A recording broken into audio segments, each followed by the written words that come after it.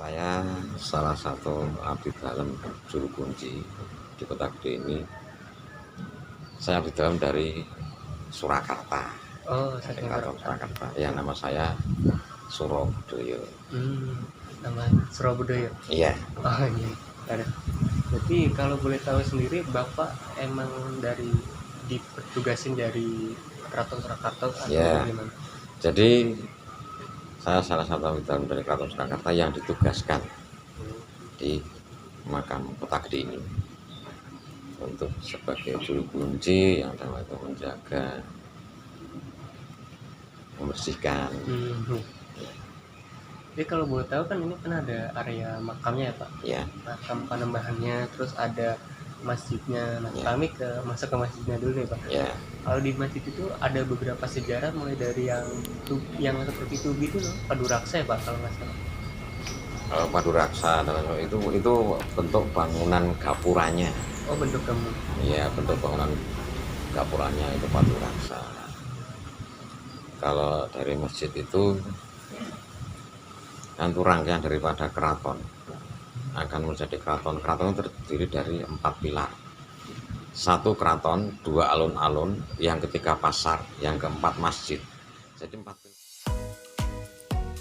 Masjid Mataram berada di wilayah makam Raja-Raja Mataram. Ia berada di satu wilayah dengan makam Raja-Raja Mataram.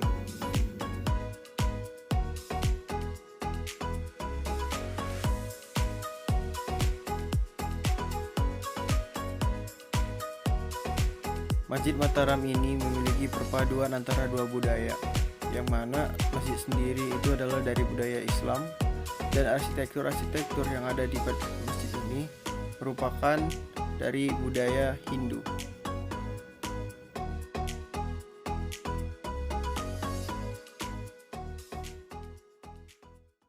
Jadi 4 pilar itu harus ada karena keraton tempat tinggalnya raja.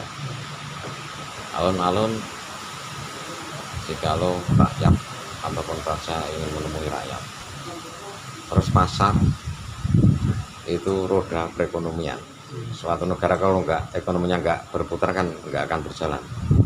Terus masjid itu untuk kita berreligi kepada Yang Maha Kuasa. Ya.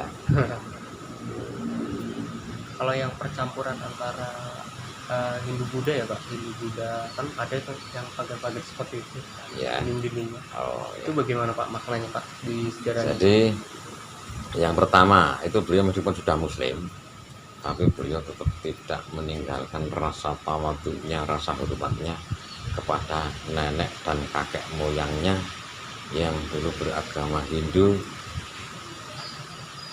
Tidak akan lahir agama Islam kalau tidak akan ada Hindu, Buddha, dan lain sebagainya. Karena Islam adalah agama paling mudah. Tidak akan lahir adanya kita kalau tidak ada orang tua kita. Itu sebagai bentuk penghormatan.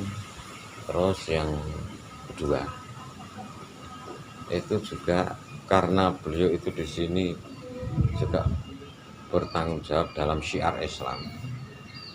Karena itu yang di sini masih banyak yang animisme, dinamisme, dan lain sebagainya. Dibangunlah bangunan seperti itu kan mereka masyarakat itu kan, oh berarti alirannya sama dengan aku, pada masuk ke sini. Masuk ke sini dikasih dongeng, dikasih cerita, yang nggak pernah tamat. Besok kan datang lagi. Ya. Terus sampai semakin hari semakin banyak yang datang.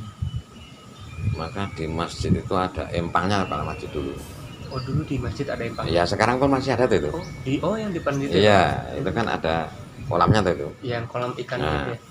kolam itu terus untuk pengenalan bersuci itu besok yang datang ke sini harus cuci kaki dulu. Itu awal mulanya dulu harus cuci kaki itu untuk semua. Ya, untuk pengenalan dalam bersuci, dalam berwudu. Sebagai langkah awal sebelum kita Ya. beribadah. Kalau ini ya Pak, kan di masjid juga ya Pak, ada beduk itu kan sebagai, kalau orang Indonesia sendiri kan sebelum menunaikan azan semua wajib, 5 wajib, sholat wajib itu kan ada beduknya ya. Ya. Nah itu ada sejarahnya nggak Pak dari Ya, kan? kalau dulu kan belum ada yang namanya pengeras suara atau Mas. Itu untuk pertanda waktu sholat udah tiba. Nah, beduk itu dulu dari Kulon Progo, Mas. Asalnya dari Iya, yang digendong oleh salah seorang Kulon Progo dari Pengasih. Itu dibawa ke sini. Kala itu ya Sunan Kali loh yang nyuruh, karena di sini belum ada beduknya. Kayu itu digendong terus disuruh bawa ke Masjid Pagi ini. Kalau di sini orang itu penasaran kepada raja supaya ini diberikan tempat dan tugas sebagai pembersih masjid dan makam. Itu seorang abdi dalam yang pertama kali itu. Makanya ditempatkan di kampung depan masjid itu.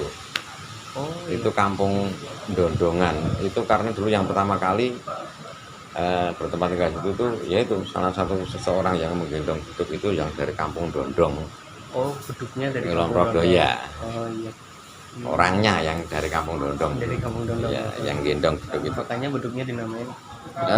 Bukannya beduknya, kampungnya. Kampungnya. Iya. Kalau beduknya, kampungnya abdi dalam yang di depan itu Dondongan. Dondongan. Tapi kalau beduknya sendiri ada namanya nggak Pak? Iya, enggak ya, beduk Masjid Mataram ya. Dan kalau boleh tahu nih Pak, kan ada beberapa gapura nih. Itu ada beberapa nama gapuranya nggak Pak dari masing-masing gapuranya? Ada yang ini umpamanya, yang ini itu Sri Manganti. Ini Sri Manganti. Iya. Kalau yang sebelah depan sana, yang pintu masuk depan? Yang sebelah depan itu namanya Paduraksa. Itu Paduraksa.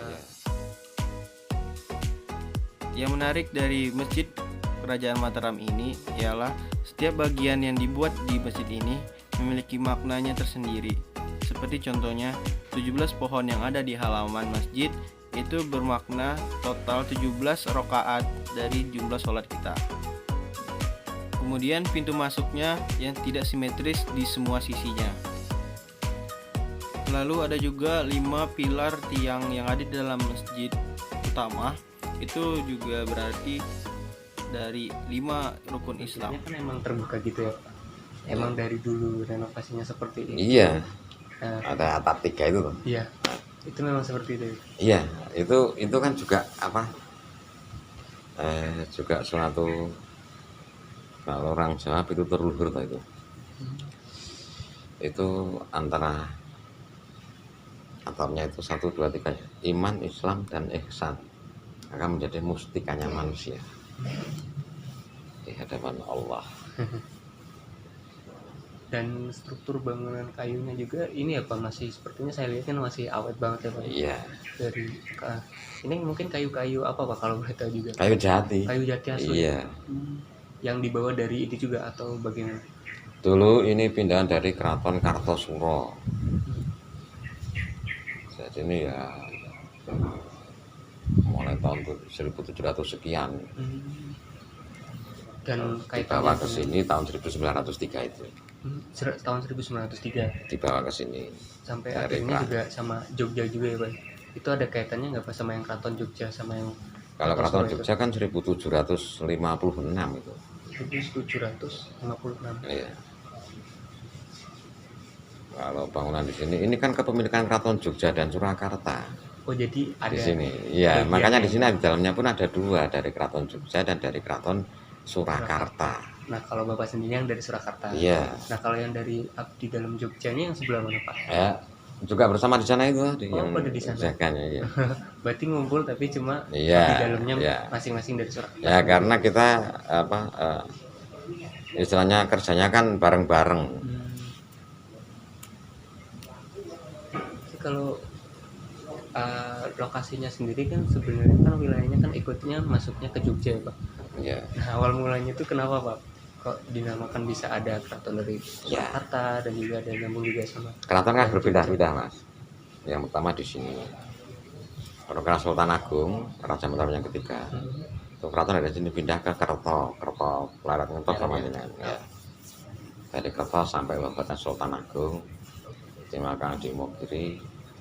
Terus yang menggantikan adalah Amangkurat Agung atau Amangkurat pertama. Keraton dari Kerto dipindah ke Pleret. Di Pleret terjadi pemberontakan Trunojoyo. Terus sampai lari pindah ke Tegalarum sampai dengan meninggalnya Mangkurat pertama itu, sampai dimakan di Tegalarum. Dari Tegalarum pindah ke Kartosuro. Dari Kartosuro sampai 13 Februari 1755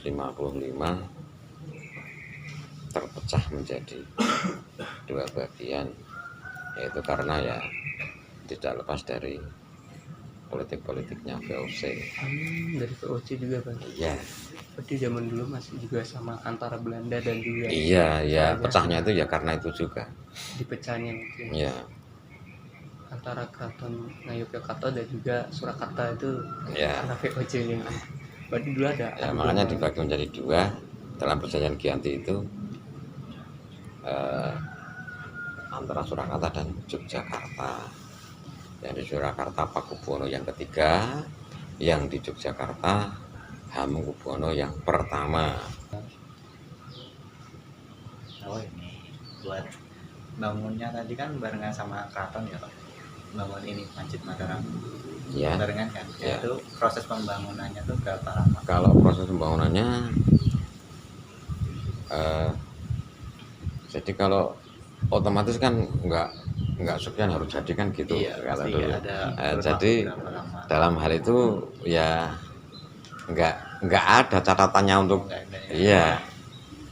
Ya, Ya istilahnya pokoknya dari awal. antara keraton, pasar dan alun-alun masjid itu begitu jadi ya udah terus Danang Setojo memproklamirkan diri sebagai Raja Mataram Islam di Kota Gede.